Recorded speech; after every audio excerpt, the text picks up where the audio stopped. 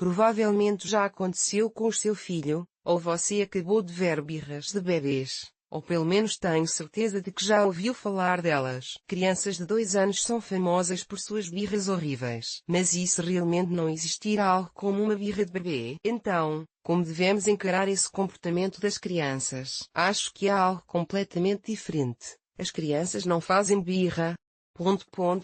As crianças têm sentimentos. Por que razão devemos agrupar todos esses sentimentos na categoria de birras? Essa abordagem limita muito nossa compreensão do problema. Em que outras circunstâncias descrevemos os sentimentos de uma pessoa como birras? Afinal de contas, falamos dos adultos dessa forma com um tom de aversão e escárnio. Mas esse é o termo que usamos para descrever o estado emocional das crianças. Isso diz muito sobre o que pensamos a respeito dos sentimentos das crianças. O consenso geral é que os sentimentos das crianças são menos importantes do que os dos adultos, são simples, às vezes até engraçados. E isso é desrespeitoso.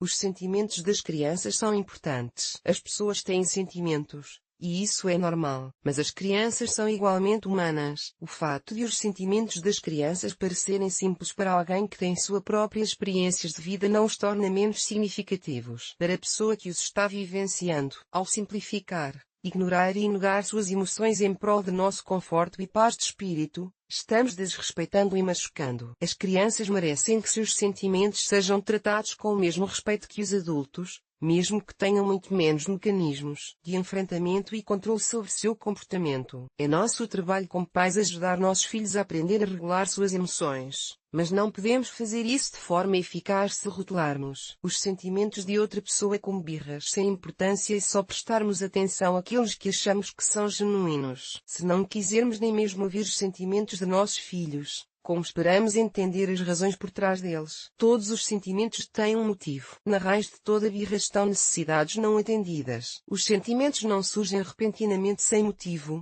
embora às vezes possa parecer isso. Todos os sentimentos têm um motivo e, quando percebemos essa verdade, podemos começar a tarefa de descobrir quais necessidades não atendidas estão por trás deles. Toda vez que você demonstra compreensão, empatia e desejo de ajudar uma criança com seus sentimentos e necessidades, você cria intimidade com ela. Apoiar uma criança dessa forma quando ela está sobrecarregada de sentimentos é uma oportunidade de se conectar com ela. Rotular os sentimentos como birras é focar na direção errada. Quando rotulamos os sentimentos como birras, desviamos completamente nossa atenção do problema. Em vez de ouvir a raiva, a mágoa, a frustração, a decepção, o ciúme, a tristeza, a frustração, o medo, a ansiedade, a raiva, a vergonha, o nojo, o desconforto, a fadiga, o desamparo, a solidão ou centenas de outros sentimentos, vemos apenas birras. Perceba como isso limita nossa capacidade de entender e ter empatia, porque é assim que,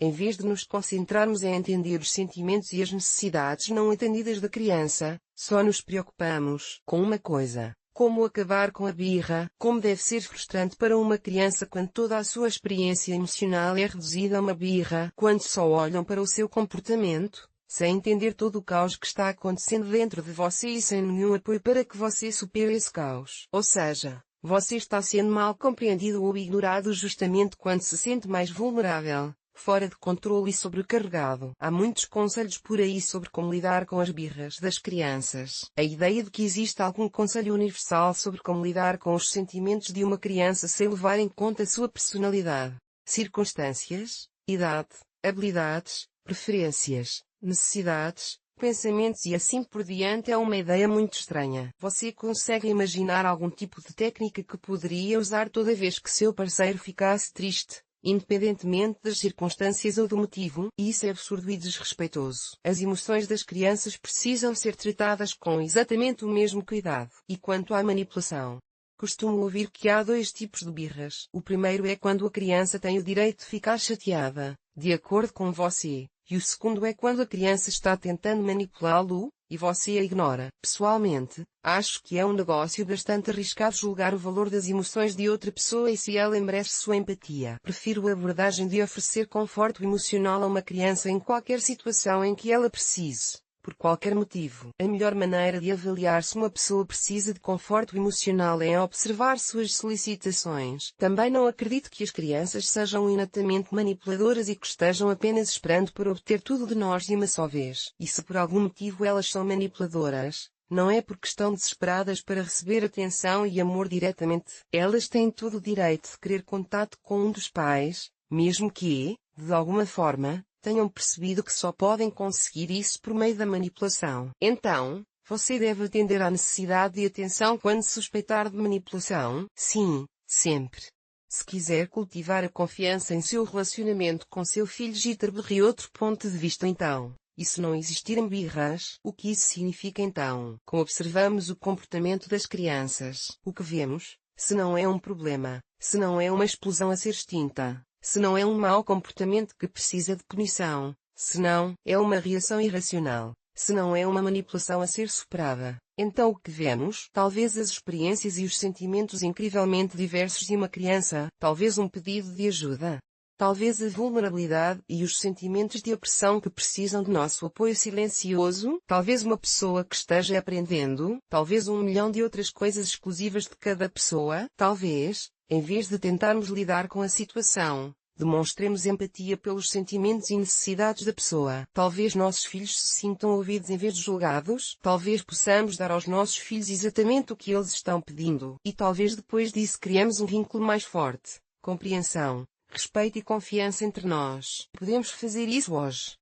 Podemos nos recusar a acreditar na armadilha do conceito limitado de birra e não desvalorizar os sentimentos das crianças usando essa palavra. Podemos optar por ter uma visão diferente e considerar a pessoa como um todo, com sua dinâmica individual de sentimentos e necessidades, não menos significativa do que a dos adultos. Não existem birras, apenas pessoas que merecem ser compreendidas.